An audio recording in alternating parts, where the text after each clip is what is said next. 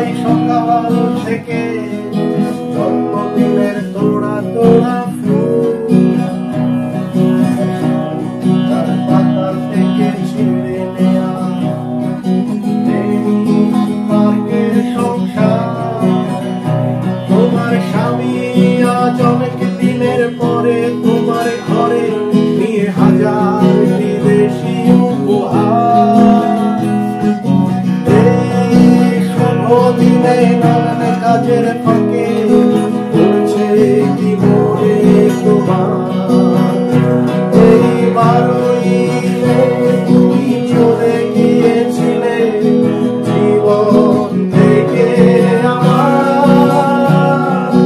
যাও তুমি কোথায় চলে রোজ রাত্রিরে মনের ভেতর মনের ঘরে। আমি দেখে ফেলেছি তোমার মনের ভেতরটা, আমি চিনি আমি জানি তুমি কে তুমি কে।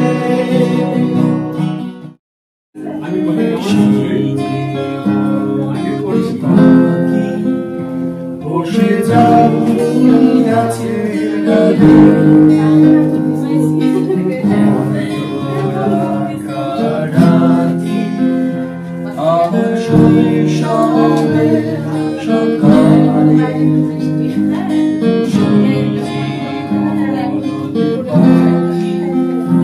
বসে যাবি গাছের ডালে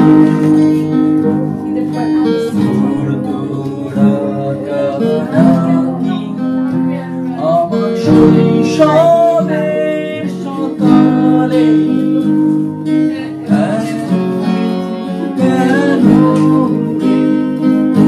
জানি না ফিরবে না, সে কি ফিরবে না, ফিরবে না আর কোনদিন, ফিরবে না, সে কি ফিরবে না, ফিরবে না আর কোনদিন।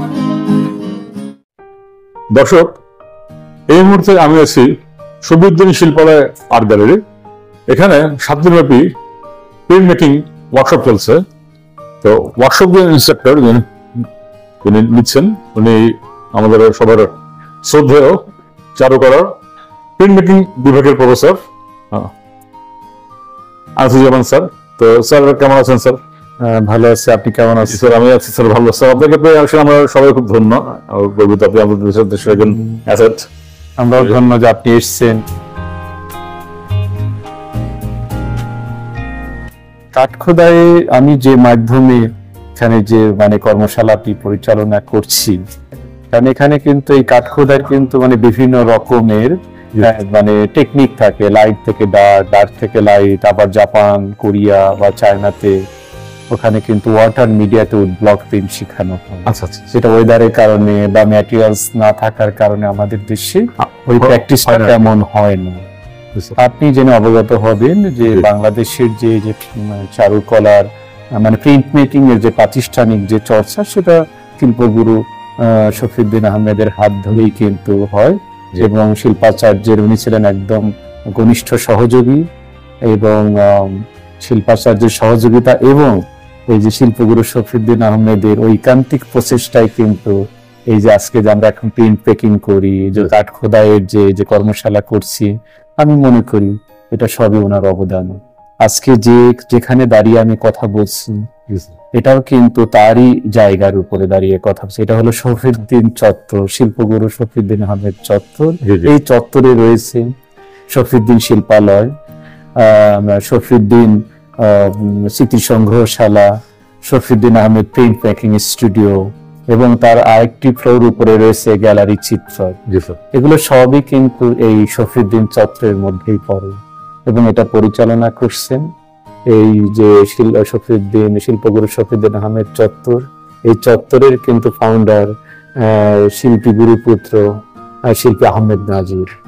ওনার এই যে আর্ট ক্যাম্প, এই যে কর্মশালাটা প্রিন্ট পেকিং এর উপরে যে 7 দিন ব্যাপী কর্মশালা, এই কর্মশালার মূল উদ্যোক্তাই কিন্তু শিল্পী আহমেদ নাজির। এর আগেও আমি একটি কাঠ খোদাইয়ের উপর একটি কর্মশালা করেছি, সেটার একটু ভিন্নতা ছিল, সেটা ছিল লাইট থেকে ডার্ক, আর এবারেরটা কিন্তু ডার্ক থেকে লাইট। আমি জাপানে যখন উচ্চতর শিক্ষা গ্রহণ করার জন্য জাপানের তামার্ট ইউনিভার্সিটিতে যখন ওই মানে কাঠ খোদাইয়ের উপরে যখন প্রশিক্ষণ নিই, আমার প্রফেসর ছিল প্রফেসর কেইশি কোবায়াশি। তার কাজ আমি দেখেছি, উনি বড় বড় উড এনগ্রেভিং করতেন। আমাদের শফিউদ্দিন স্যার যেমন উড এনগ্রেভিং করতেন একটু ছোট আকারে, উনি করতেন অনেক লার্জ স্কেল, অনেক বড় আকারে উনি করতেন।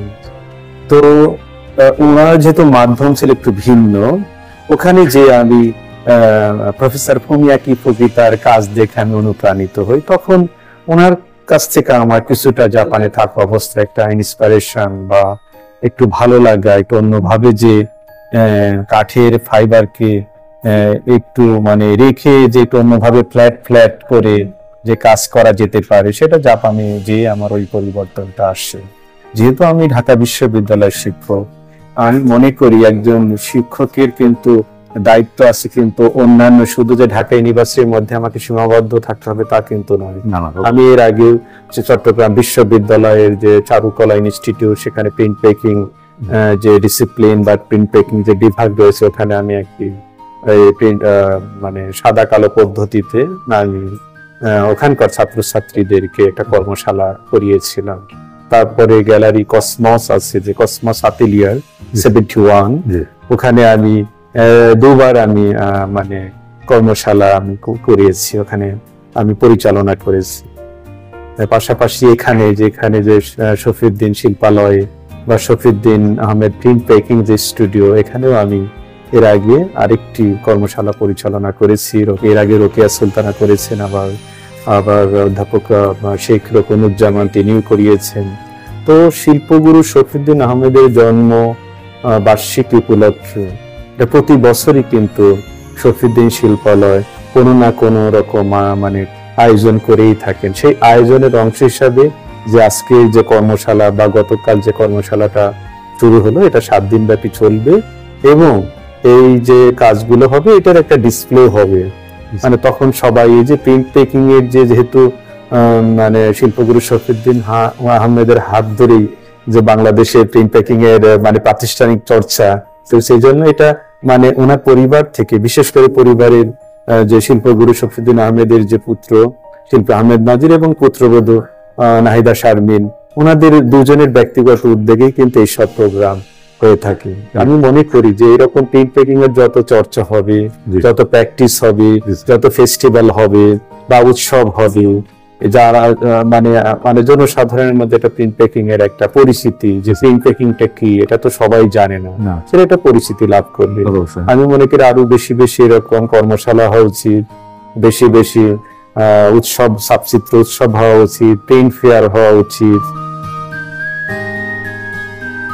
আমি মনে করি যে দেশের সংস্কৃতি যতটা এগিয়ে, সেই দেশটা শুধু অর্থনৈতিক উন্নয়ন হলেই কিন্তু একটা দেশের পরিস্থিতি লাভ করে না। অর্থনৈতিক উন্নয়নের পাশাপাশি সংস্কৃতিটা অনেক মানে সংস্কৃতির যে উন্নয়ন, একদম বলি যে একটা দেশের পরিচয় তার সংস্কৃতি, শিল্প সংস্কৃতির মাধ্যমে কিন্তু দেশের পরিচিতি পায়। অসংখ্য ধন্যবাদ স্যার আপনাকে মূল্যবান সময় আমাদেরকে দেওয়ার জন্য। আপনাকে ধন্যবাদ, আপনি এসেছেন, আমাদের তরুণ শিক্ষানবিশ শিল্পী যারা কাজ করছে আপনি এসেছেন, এবং এটা আমি মনে করি আপনার ভিতরে একটা অন্যরকম একটা খোরাক আছে, ভালো লাগার, এই কারণে তো আপনাকেও ধন্যবাদ। আমি চাইবো যে আপনি আরো বেশি বেশি এই ধরনের অ্যাক্টিভিটিস করবেন এবং এটা মানে অব্যাহত থাকবে। আপনার সাথে থাকতে আনন্দ লাগে স্যার। না আমি না পারি, আপনার সাথে থাকাটাই আমার না থ্যাংক ইউ আপনাকে অনেক শিল্প খুব পছন্দ করি। দর্শক, কথা বলছিলাম প্রফেসর আনসুজ্জামান স্যারের সাথে। তো আচ্ছা, এখানে বিদায় নিচ্ছি, দেখা হবে পরবর্তী পর্বে অন্য কোনো গ্যালারিতে নতুন কোনো এক্সিবিশন নিয়ে অথবা ওয়ার্কশপ নিয়ে। সে পর্যন্ত ভালো থাকবেন। Thank you. Like and subscribe my channel. I am Harris81. If you find it entertaining, share with your friends and family.